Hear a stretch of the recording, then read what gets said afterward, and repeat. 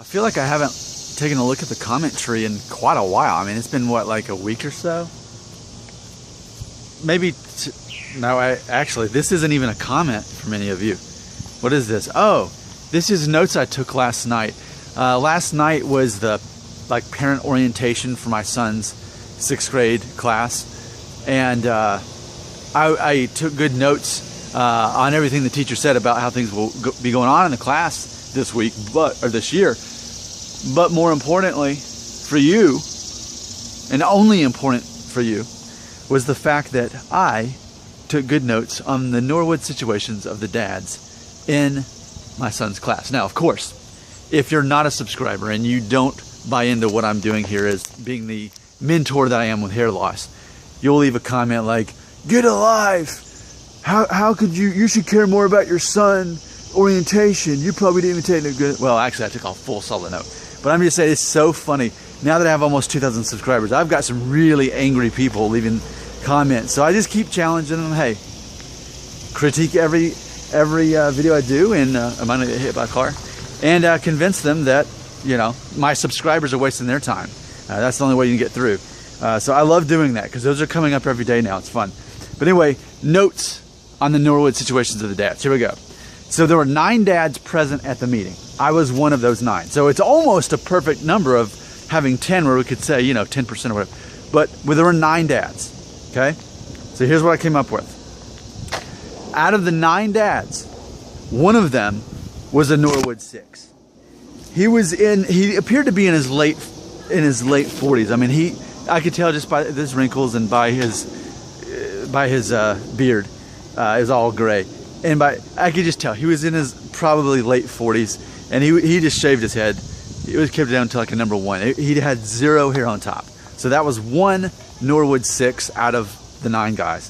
Then there were 2 of us Norwood 3s. I was one of them. The other one appeared to be also maybe in his mid-30s as well. His hair was longer. He had more of the on Better Call Saul. Did you watch that show?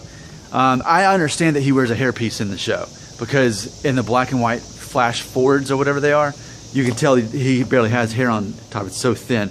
But in the show, he wears a hairpiece, and you can tell his hairline goes way back. So it's a severe 3 maybe, but it's just really long, and that's what the other guy was doing. All right, so there were 2 of us that were Norwood 3. We were both about mid-30s. Then there were 2 Norwood 2s, one of which probably was in his mid-30s, the other probably in his early 40s from what I could tell, maybe mid-40s. And then there were 4 Norwood 1s. I couldn't believe it. And they ranged from ages of late 20s to late 40s. So it was just funny, because here's what ultimately inspired me to do this. We were talking earlier this week, and Robert reminded me, because he has to keep reminding me of this, that with me being Norwood 3, basically half of men of European descent, which is funny to put in perspective. Oh yeah, I mean, even if I am over half Hispanic, Spanish is still European. So yeah, I'm European descent. But anyway, as Robert reminds us, that as far as men of European descent, what that's going to mean is that about half of us are going to be Norwood 3 or worse by the time we're 50. So let me repeat that in case you've missed that in other videos. Robert's the expert. Listen to what Robert says about Norwood. He's the Norwood expert.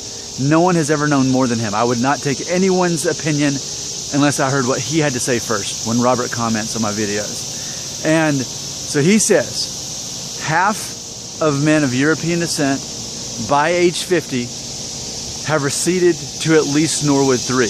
They could be worse than Norwood 3, could be Norwood 4, 5, 6, but at least to Norwood 3, half of men. Now, put in this perspective, I'm 36. So, where I'm at with my hairline is already where half of men are by the time they're 50. So, I am not like on the good side of the fence here as far as, you know, cause it's funny because people have told me, wow, you actually still have a lot of your hair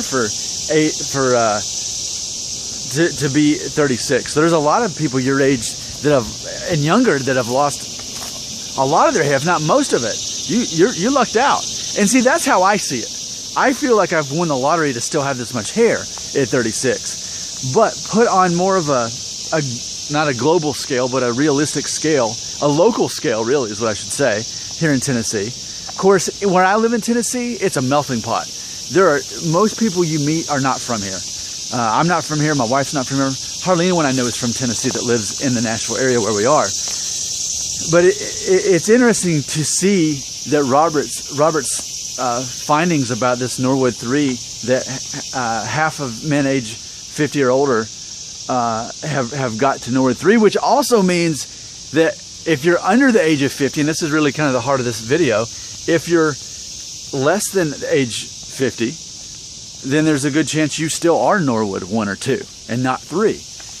And the findings backed it up. Out of the 9 guys that were there, out of the 9 dads, 4 of them, almost half, and we only had a 10th representative, we could have really seen this scale, but 4 out of the 9 are Norwood 1s. I couldn't believe it. I mean, I saw a little bit coming back here on them, and it was funny is several of them actually had buzz cuts. They shaved it down to like a number 2. That was like the most popular haircut, but there was no thinning. They didn't have the V going on. They had it straight across and just temple thinning back here, and specifically low hairlines. And one of the men was African American that I saw. Let me think. Actually, there were two men that were African American, but they were both of the. One was a Norwood 1 and one was a Norwood 2, but the Norwood 2 was barely even noticeable. But what I was noticing though, the Norwood 1s, low hairlines, and that keeps popping up in the comments. People will ask me, is there a relation between people who just always seem to have tall foreheads? Are they more likely to go bald sooner? I'm going to let you decide that and Robert decide that. But the more I'm noticing, the more I am definitely buying into that theory, that if you have a lower hairline as an adult, you're probably less likely to lose the rest of your hair at a young age. So it makes sense to see all these men in their 30s and 40s with low hairlines and Norwood 1s. I'm thinking that those will probably be the guys that even when they get past the age of 50, they're not going to be Norwood 3. Maybe by the time they're 60 or 70.